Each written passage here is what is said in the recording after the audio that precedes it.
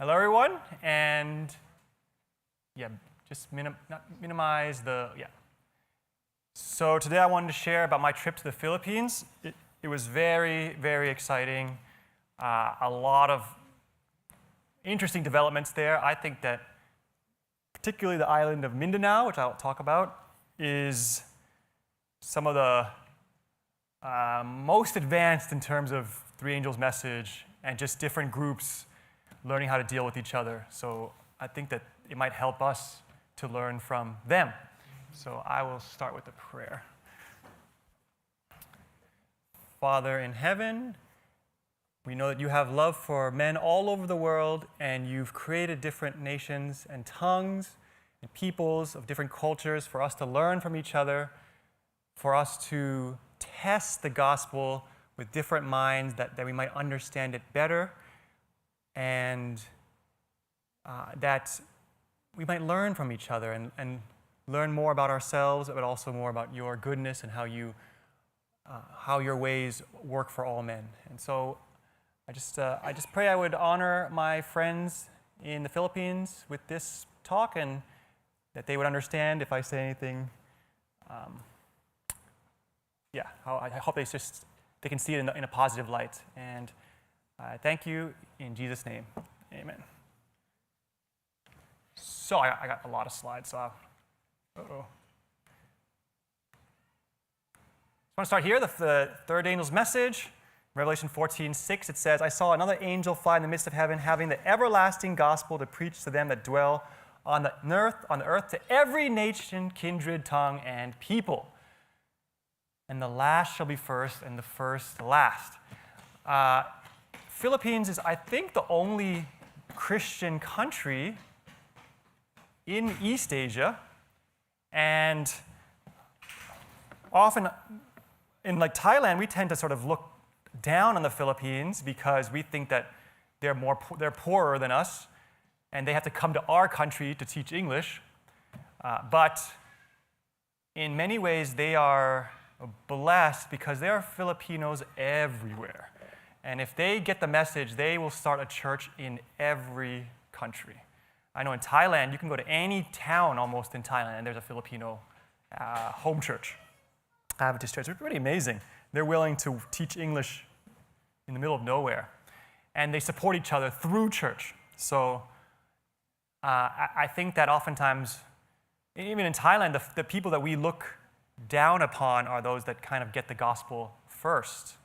And it causes us to humble ourselves. Are we going to listen to the gospel from people that we think are inferior to us? This is difficult. That's how it was for me when I came into the church. I finished my master's degree, and now I have to learn the Bible from scratch from people that I used to think were stupid, Christians.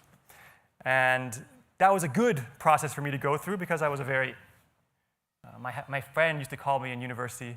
She called me lanky and cocky.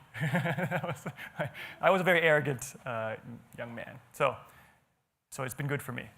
So going to the Philippines, I like going and learning from and just seeing how the countries do things.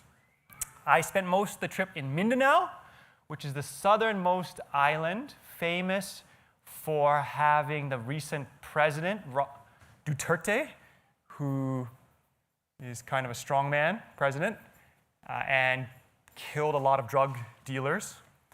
And also they had a Muslim insurgency. So a lot of people don't go there. They think it's dangerous. But they're probably the most serious Bible students in the Philippines. I mean, that's debatable. But if you go around, you just meet people from Mindanao everywhere in the Adventist church. And as I saw, they will do meetings and study the Bible all day long, which is something that my friend Richard complains about. Richard is, if you can get a better picture of him. Anyways, here we go. He is an Australian man that joined the Adventist church in the 80s and knew Jim Arabito and was part of a lot of those guys, like Adrian's group in the 80s. And he's a big literature man. He loves to hand out literature. And he was in Thailand, and I think he kind of left the church for many years Well, I know he did. And then because of events in the world, he came back. And so I met him in Thailand, and eventually he moved to the Philippines. He thought he could do more in the Philippines. So I met him. I flew to Manila, and then from Manila to, which is not far from Bangkok, maybe like an hour or two. And then I flew to Butuan, and then Richard picked me up, and I stayed with him. And so this is his setup. He has these printers, and he has a pretty good system. He's sort of able to use generic ink and save money. He sort of hacked them, I don't know if or something like that, which is cool. And then he cuts them out, and he uses tape. He does it the old-fashioned way with the staples. He staples it himself. And he's probably done hundreds of books and sent them all over the Philippines. So I'm just going to go. So the person who invited him, he moved, Richard was living in a few places, but he ended up living next to this man, Gil. And Gil was the one I forgot to print something. They were not able to have camp. So Filipinos, they have camp meetings like once a month, or once every few weeks. Yeah, so and so they had not had any camp meetings because of COVID. They were not allowed to go to other towns. They were blocked off. And so Gil decides, we're going to have the first camp meeting after COVID. And he sends out this thing he said, all the other ministry leaders to come. And then Richard sees this and says, Danny, come for this meeting. So I said, okay. So we went to Gil's place. Richard lives near Gil. So I have a lot of photos of Gil's place. This is how they cook, using just wood and giant pots, and I don't know if you can see. We used banana leaves for plates, and bananas are growing everywhere. There were a lot of people who came. This is towards the end. Richard had set up all the books of all types. He would just print, and he just put them out there, and people were taking them. What languages, Danny? English. We had some Tagalog and some in Cebuano, because they would preach in Cebuano or Visayas, mixed with English. And people had varying levels of English. Some people were really, really good at English. Others were not as good. So this is their property. Gil moved there, I think, when COVID started, and just pretty amazing. They just cleared out the land, and they made it. You saw all these little huts, and I'll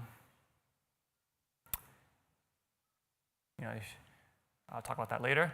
So they have this thing where they kind of just like, people would just be like, hey, I lost my job. Can I come and live there? And like, yes, and they'll build a hut. And so they're able to do this. They're kind of good at communal living, and which I was like, wow, how do you guys really packed in here? You guys, a lot of you living together, you don't fight with each other? And he's like, well, no, we just kind of, so they have this.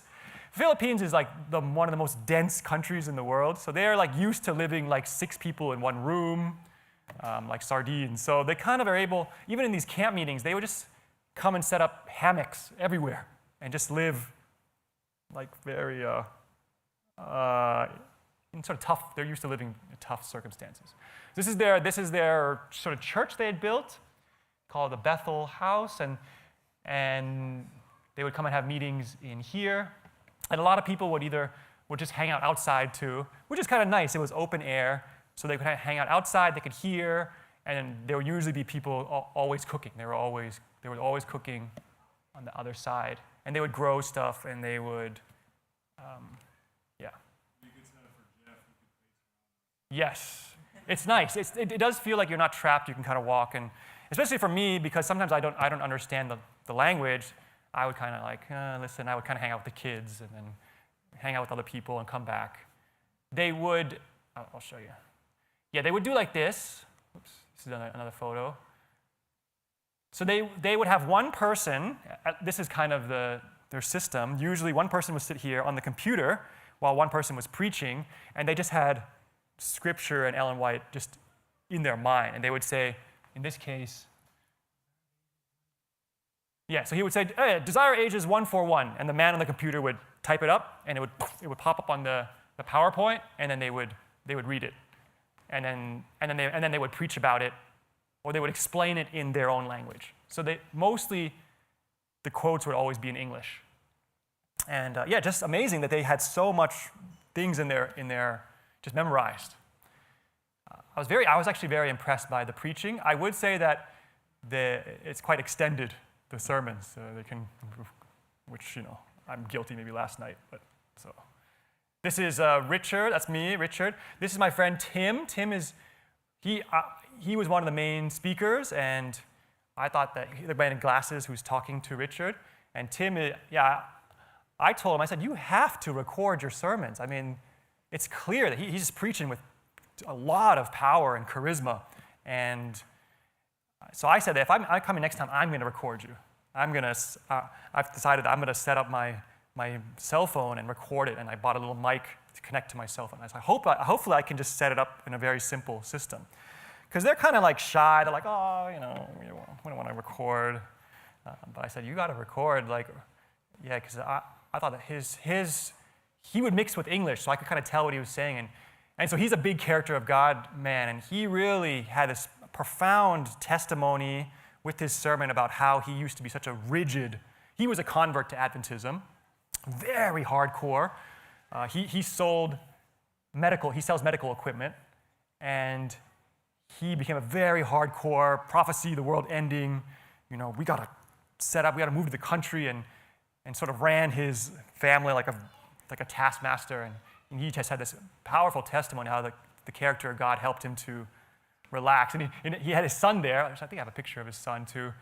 And his son's like, yeah, you're better now, Dad. So it was cool. I thought it was really touching, and it was really relatable. This is kind of some of the ladies doing their thing.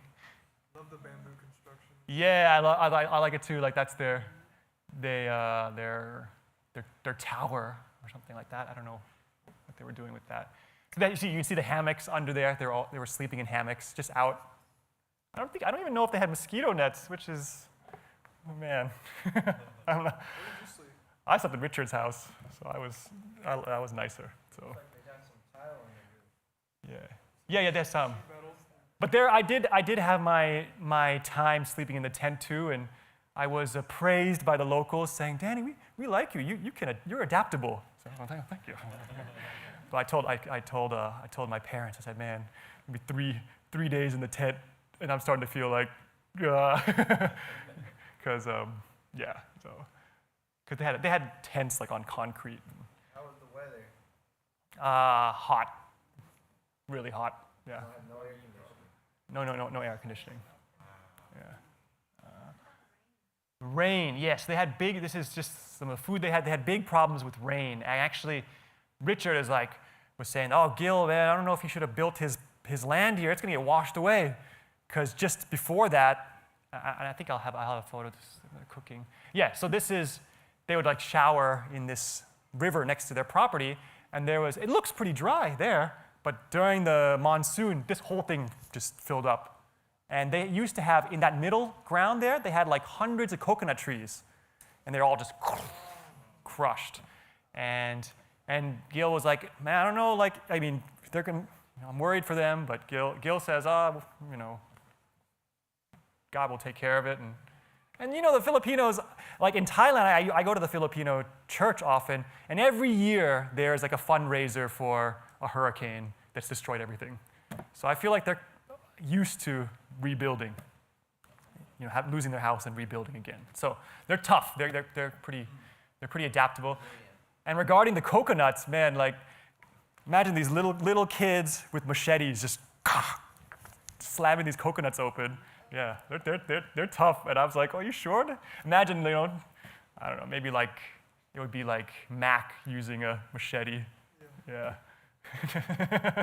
It's as Americans, we're like, whoa. But yeah, they're tough little kids.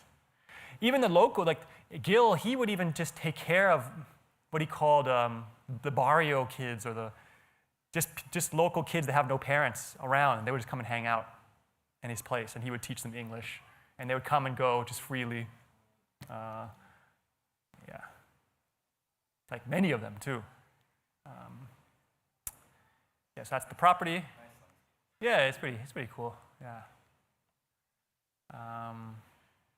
That's Tim's son on the far right, Uno, and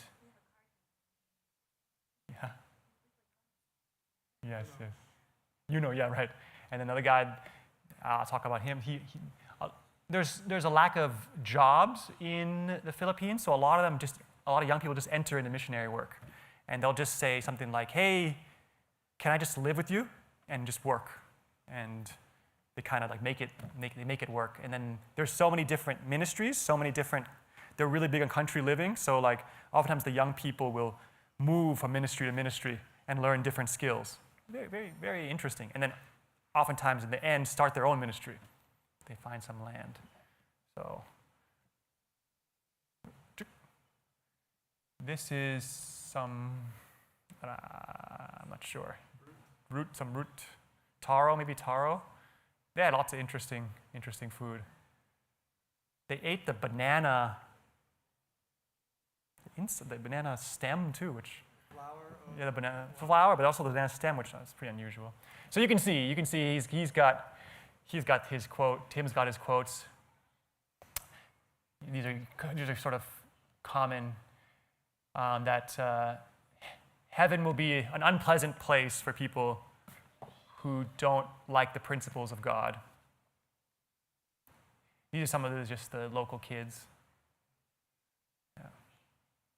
It's like you're like a celebrity when you're not. Malcolm, when you were like a foreigner in Africa, you're kind of like a celebrity. Yes, this is when they were leaving. So, yeah. And interesting, at this meeting, they said there was Davidians there was Reform, SDA Reform movement, there was conference people, there was non-Trinitarians, there was Trinitarians. You said there was Shepherd's Rod were there. So there were some people who were just new, just like who in the local, you're not really.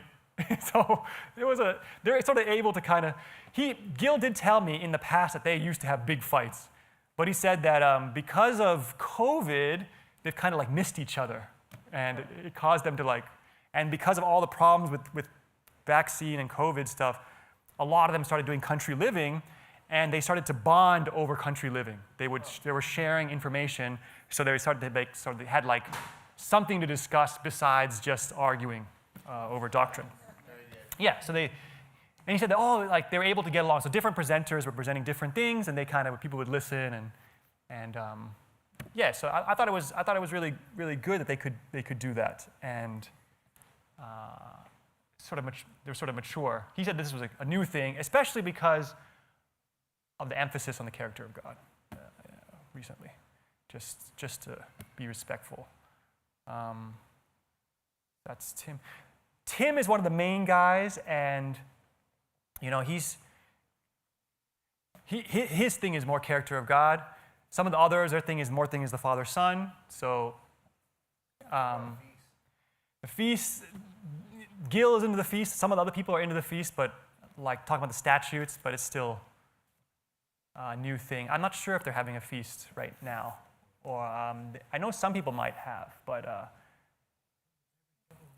Yeah, they have a camp meetings like every few weeks, so they'll be like at this guy's place and this guy's place, and so I think there's 1 million Adventists, and there's probably so many independent groups. It's a land, I think my friend called it a land of home churches also. There's just so many home churches, and especially in Mindanao, they just loved study, so they would just go on and on. This man, you can't really see him, but Jong, so I got really close to 3 main people, Jong, Tim, and Gil, and they worked together for like 20 years. They've gone through so much drama and disagreements, and they're still working together. In the case of Jong, I think he became an Adventist like 10 years ago. So Gil was his whole life, but Jong was more, he he had some chicken business, and then he worked with like a lot of charity work, like Rotary Foundation. So I went to his property in a different city, and they have all this donated clothing that he was going to give away. But Jung, his story is that he was a new Adventist in 2015. I think Demetrius Leach. Have you heard of Demetrius Leach? The United Brethren. I think there's a Douglin. Have you heard of Douglin? Douglin. They're a big character of God group in Barbados, and they have connections in Canada, and they somehow had a big camp meeting, or they organized in the Philippines, and Jung, he heard about it through a missionary, and he went to it, not knowing what it was, and they were preaching. He's like, oh, this is interesting. I'm not really sure if I understand it, but it's interesting. I like this. And the church said, after that, the church said that everybody who went to this camp meeting is disfellowshipped. So it was like hundreds of people. They were not, and they're an independent group, but they're Trinitarian, but they were really big about God does not kill. So Jung was like a new Adventist, and he's disfellowshipped now. So he's like, what? Like, what did I even listen to I didn't even understand what I listened to. So then he started studying it, and he's really one of the big leaders of the character of God in Mindanao, and he will travel around. He has his own ministry, actually two. He has one in town that has many young people, and they garden, they have their own church, and in the mountains they have another big farm. And so, yeah, and he brought a lot of equipment to Gil's place, the microphone and stuff, so that we all packed into this car. So I went from Gil's place, now I'm going to Jung's place. So that's Jung there. I also wanted to record him. I thought he's very knowledgeable speaker, and I said that you got to record. Maybe I got to record you too. So we go from that place. I go to another city called Ingleok. That's Gil. Gil gifted Jung with a chicken. Took the chicken in the car. Yeah. So this is a little bit dark. This is Jung's church, the local church there, sort of independent church in this other town, and a lot of these young people. Some of you might even be friends with them on Facebook. You might without even. That's why I went there, and they're like, "Oh, we've sort of seen each other," because and so they work with him. They make sort of food products, and they grow stuff, and they work with the local community, and some of them attend. So I was there. That was me sharing there. This is their property up in the mountains. This is actually, it's colder up there. So that's them reading some material that Richard sent them. And and they're really big about material and sharing material. And so that's really nice to see, because oftentimes people are like, oh, we don't like reading. And it's like, oh, you don't like reading? I mean, it's kind of hard to like figure these things out without reading, but. Gangster's Paradise, huh? Yes, yes. I told him, I really think that it's really cool environment just to see how they have these different ministries and how they work. So I told Obadiah, like, definitely one day try to get over there just to see. Are these ministries being independent ministries? Some of them are or are they doing some products in agriculture to supplement? I know Jung, he sort of works with this other group, so they might send him some money. But a lot of them, they're so DIY. They just, I guess land is sort of cheap, and then there's so much cheap labor. So people who are so poor, and they were talking really poor, that they just are willing to work if they just have a place to stay and land to work. And a lot of people have these land skills. So I don't know. I mean, it's possible that they do fundraise from the U.S., but I think a lot of it, I mean, Jung was talking about they need to like save water, and I remember I bought a big thing of kimchi, I think, from this other Korean ministry, and they were like, "Oh, kimchi is so expensive." So They do have like certain food products that they can grow a lot of, which they will end up just eating that thing. Yeah. I went to meet my good friend, and this is just a hole in Gingahog. Where did I lose him? Where is my friend? These tricycles they got there, very unbalanced. They just where's my friend Andrew? It's just this is the local housing. Hopefully I can. Is that a corner store or something before? They use like old laundry soap things to grow plants. It's amazing. Yeah, just people selling whatever they got in front of their house. This is a clicker. Not really working. This is me. I just went for a walk in the neighborhood. Did I not get any photos of?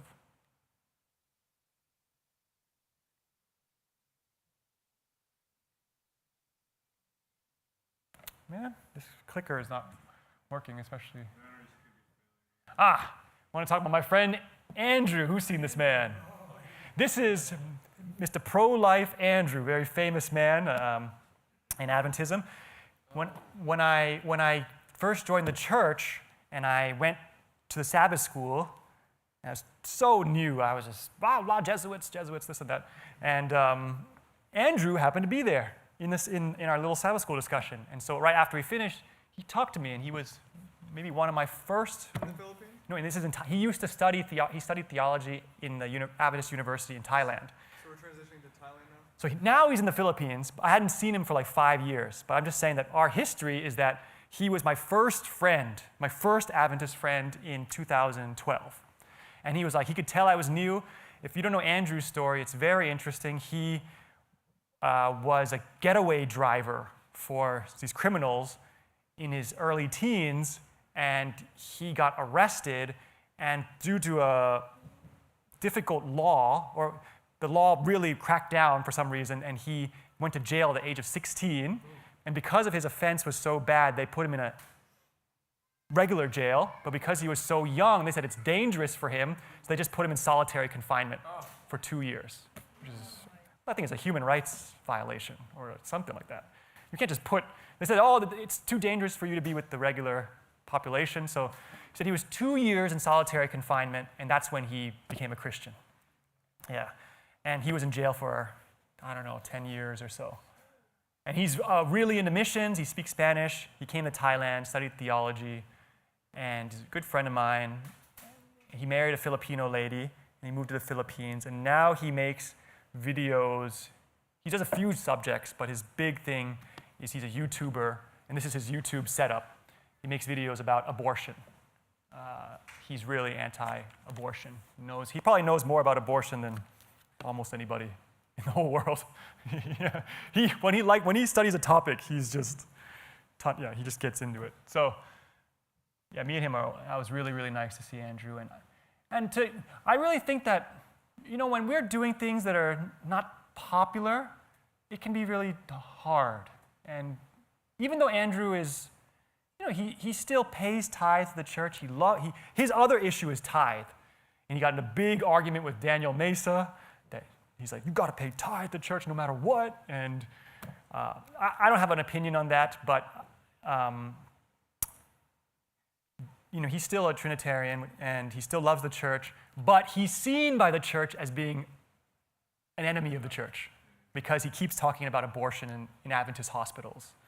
And so he's lost many, many friends, and he's kind of lonely, and so it's nice just to get along, and we don't really talk about, not really about the things we disagree on, and just try to catch up. And I think it's important for us sort of outsiders to sort of encourage each other, people who are kind of on the fringes of things. So, yeah, this is just kind of his setup. I thought it was just cool. I just wanted to show it.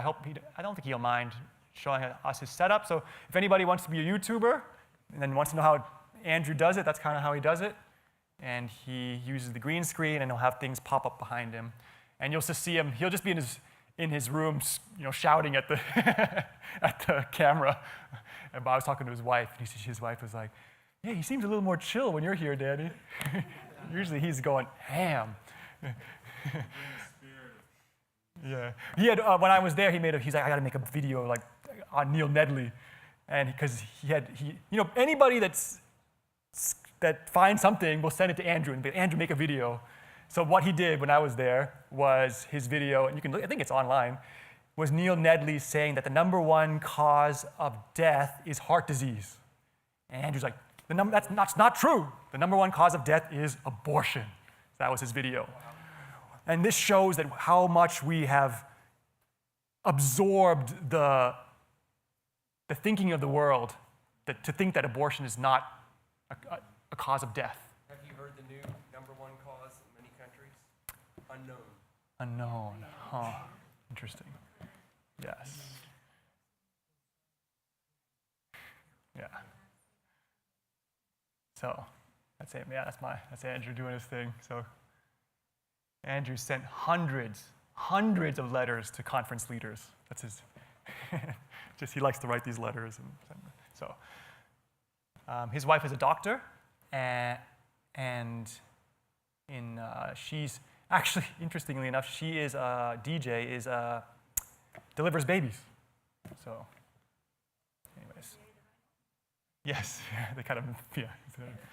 This is just a shop that I went with Richard. I'm about to get Ben. Maybe you have to click maybe for me. Just go through. Click. And this is from Mountain View College. This is the Adventist school there. And I think this is one of the really, historically, has probably produced so many missionaries from this university. Yeah. Just keep going. We don't need to go. So that's kind of what it looks. That's kind of the dorm. Or no, that's the classrooms. Yeah, keep going. Yeah, ad building. I just want to show you some of the grounds. Yeah, I just want to show you this. Some of our forefathers, they said that this was they bought this land and they started the school in 1950. They selected this site for a college here in Mindanao. And you will meet many Adventists from this university, especially many missionaries they call sulats. They do mission work all through Asia. Very hard work. They'll get a tiny stipend and go up in the mountains, and then they'll ask, like in Thailand, they'll ask the locals, "Can I just help you plant rice?" And the locals are like, "Oh, okay, sure." And that's how they kind of make friends. So they're tough. And they also can be very, a lot of conservative Adventists from this school. Next slide. Just keep going. They got the Ten Commandments there, the auditorium, library, got the pioneers there. Yeah, it's kind of there. That's their library. So it's a relatively cheap school. So sometimes I think there are a lot of people who will send their kids there to learn English. Also at AUP, a lot of Koreans would go to learn English.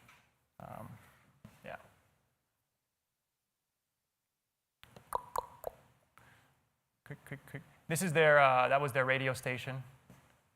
This is me with Andrew. Okay, cool. This is now Tim's property. So you see, they each have their own, that's why I thought that's so cool. They each have their own country living area that they can have a camp meeting at. So they kind of move and have different camp meetings at different places. And so I guess depending on who's hosting, the emphasis of the camp meeting maybe changes. I don't actually know how they decide, but and there's a lot of people. I just came. We didn't have a camp meeting. I just dropped by to see. I see their property, and they have Andy's not here. They have their own way of growing stuff. I don't really get it. They would make their own soil. I don't know if I have a picture of that. Yeah, so this is some of the stuff they grow, and they would. Yeah. Yeah, they had like their worms. I don't know. I'm not sure what that is. I took a photo, but I forgot. And they grow these things on the trees. So yeah, really, just really impressed by all of their country living. They really, yeah, a lot of them I think really were like, oh, the world's ending soon. And so I think this property is probably like 10 years. 10 years they've been working. So they got all sorts of gourds, and they built their own houses. So sometimes they'll have a big enough land that they'll let their friends build a house there and there. And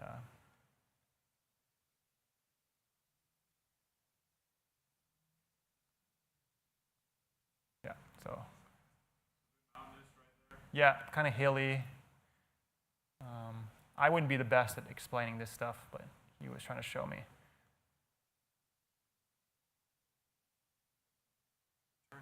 Yeah. And so what he would also do, he would allow people to have detox. He would just like not have to be there, but he would let other people, they would contact him and be like, Tim, can we bring a few people and just do a few day detox with them, country living, and they can heal? So yeah, sure. And they would have little huts for the guests to live in, and just sort of very, very casual or very, yeah, I don't know. Yeah, generous, and it was just It's free. yeah, kind of just like Come and go. yeah.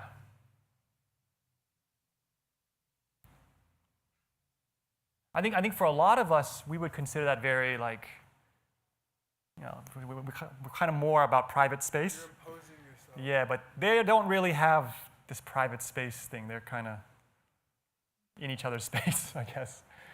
The little kids on Sabbath. Preaching, had some flowers they had. Yeah, this little kid, I was taking some photos of him. Rare to see a wooden building. They told me when they bought this land that it was just jungle. It was just like totally, they had to really spend a lot of time clearing it. So, you know, I don't see that, but if they probably have some before and after, but they said that, and that, yeah, the locals know them, and even sometimes the locals will bring their sick people just to come there. So, yeah. Yeah, the passion fruit, that's right. I don't know. I think it's passion fruit. Giant lime? Yeah, I don't know. Showing you the garden, Danny? Yeah, he was just showing me around, and that's the passion fruit, right? Yeah, I'm pretty sure.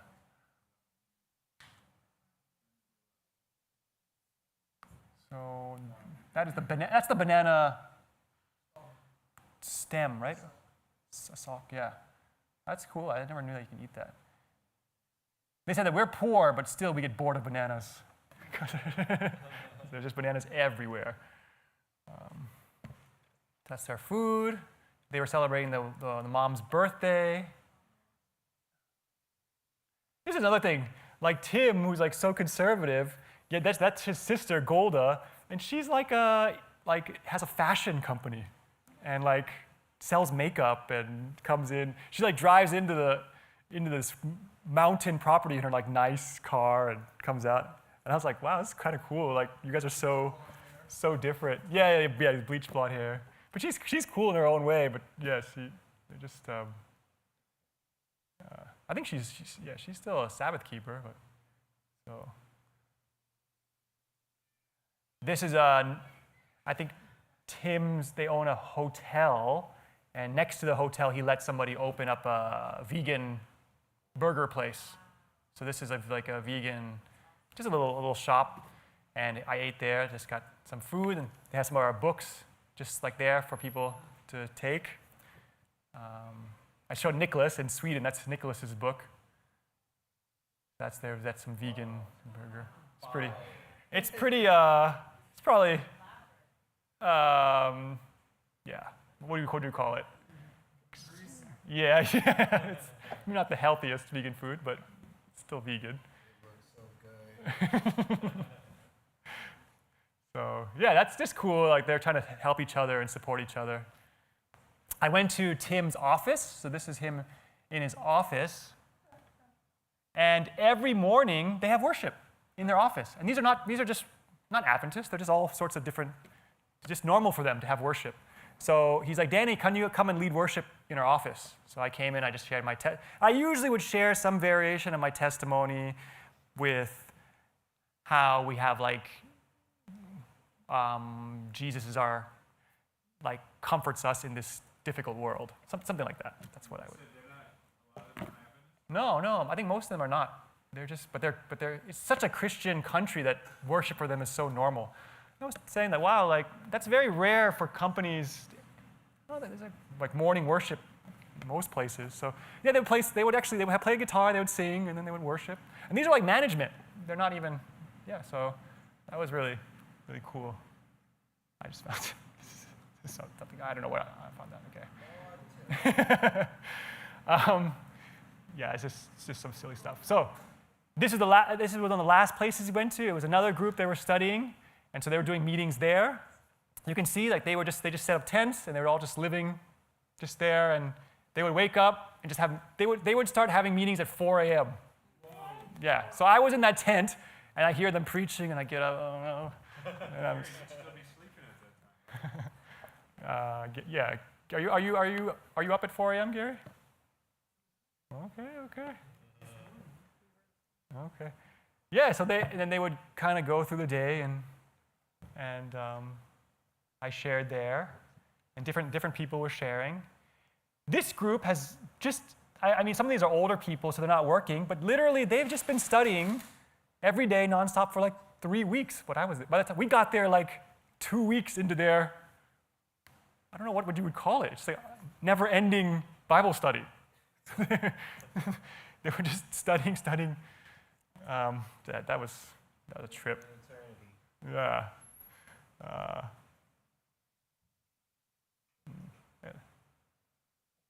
And then this is in Davao.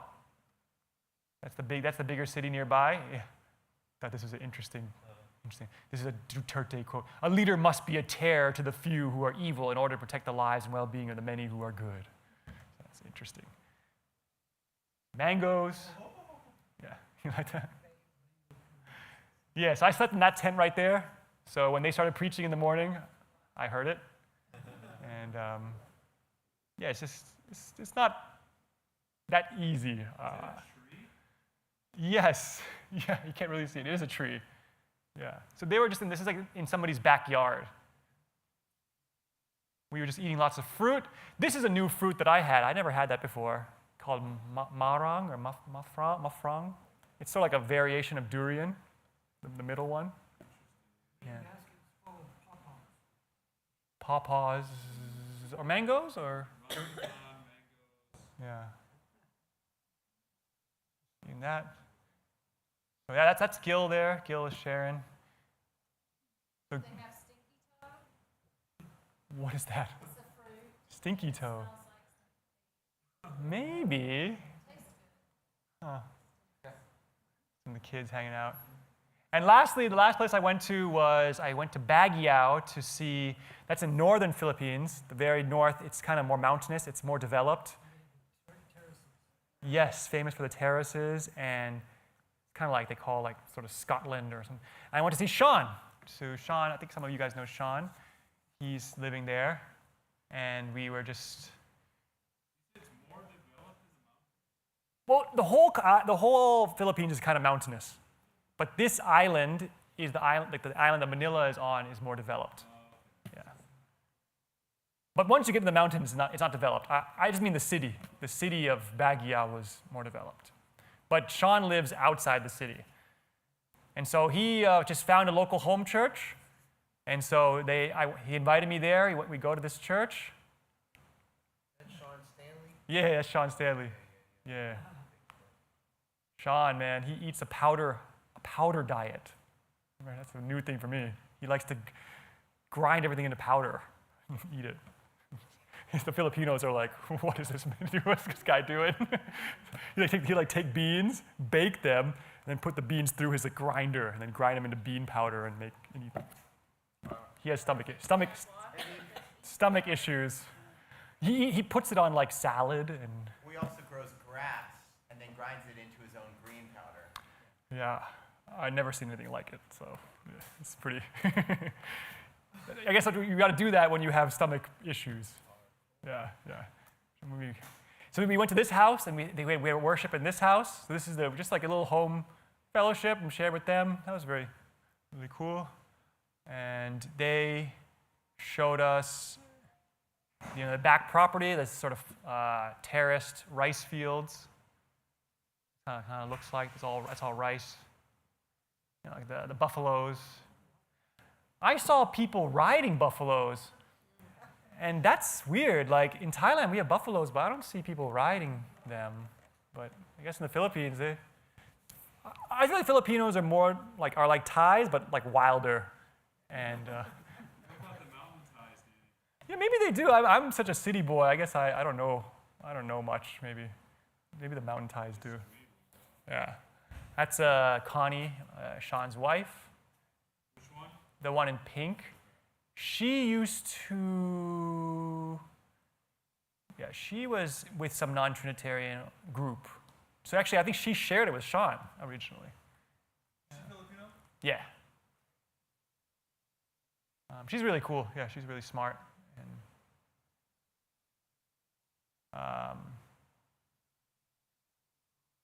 I think the character of God's been a blessing for her too. I wish she could testify, but she said that she was very strict, and pushing away family and stuff. So it has been good for her to relax. That was a church. There used to be a church out in the forest, so abandoned now. So yeah, that's it right there. So they just took us to see this old church. And that's about it. And lastly, this is our main translator. His name is Crispino. All the Filipinos said he's the man. He's the translator man. So he's the guy with that ability. And so he's doing a lot of the translations into Tagalog and Cebuano, and which we have up now, the website up, Maranatha Media Philippines. And Richard is sharing a lot of those books. So this guy, happy to help him because I think he used a lot of the money for the books to fix all his teeth. He had such terrible teeth problem. I don't know what was the deal, but I hope that's fixed. So yeah, that's what in the Philippines, and I really was blessed, and I really like how they operate. Yes, they have their differences, but they're kind of just able to. They're just so experienced at camp meetings and country living, and so they're just able to kind of, I don't know the language, so maybe sometimes they're sort of backbiting and whatnot. I might not know, but generally I felt like their spirit was really good, and I just really liked. There was one moment actually in the Philippines that was really. We split into. So Gil is like a teacher, so he split us into small groups. They had a sermon. They split us into small groups to discuss what we heard, and it was on the character of God. And one lady goes, I've always had trouble with Ezekiel 9, the slaughter angels, and she goes, because I'm a Davidian, shepherd's rod. And she just looked at me to see how I would take it. Because she said that she's been hurt in the past. She's expecting me to be like, ooh. And that's where I really think that we have to have this sort of self-control to be like, oh, okay, cool. Because that's how people it's almost like a test. She's almost like she's just throwing it out there to see if I'm going to attack her. And so I was like, oh, shepherd's rod. Oh yeah, Ezekiel 9 I think it's Ezekiel 9, right? That's very important to you. And so she was sharing, and just me being just sort of calm under that pressure, because I didn't know that she was shepherd's rod. It just was, helped her to relax. And actually, so we're in contact now. So yeah, so things like that, when you're traveling, you have to just be aware. And sometimes people will test you. They'll kind of nag you to see how you'll react. And you have to if you can keep cool, then they're like, oh, okay, this guy's nice. But if not, they'll be like, he's just another foreigner who wants to control us. That's oftentimes what they think. There's some complaints about this foreigner and that foreigner coming here and telling us what to do, and we definitely don't want to do that. So yeah, I really like that. The Gil told me that Danny, come again, and we'll get all the youth here. We'll do a 2-week, month-long course and this and I was like, whoa, okay. And you make a syllabus and I'll set the program. We'll make them into small groups. We'll do group presentations and these guys are they have lots of ideas. So it's really really exciting there and I really think that they're on the cutting edge of Third Angel message. So, yeah. So I'll close in prayer. Father in heaven, just bless the World Field and bless these believers in the Philippines. They really love to study your words. I pray that you'll give them understanding and that they might be able to share and that the light in that place would go to I know that they're starting to go to the other islands now that COVID is finished and trying to share in other islands. They're telling me that there's calls to visit churches, so many calls. Come to our church, teach us. So there's a lot of work to be done. And it's exciting. And I personally just feel jealous. I wish that there was that excitement in Thailand, that excitement to study. And so I wish some of that would transmit to the other nations and other languages, that all peoples would know what a blessing it is to study your word and to know more about you. We know that you start in one place and you spread it to other places, Father. So may that happen here and all the other places that people are working. And just help us to know how to get along, Father. I know that you allow a lot of people's differences, different cultures, different ideas to push up against each other, to purify us, to make us consider how we are going to deal with people who are different to us. And I know that for Filipinos and Thais, it's very difficult for them to get along. So I just ask that you would give us grace and patience that we might understand each other. And that us ministers of the gospel, that we could build bridges and be peacemakers while still being courageous with the truth. I pray these things in Jesus' name.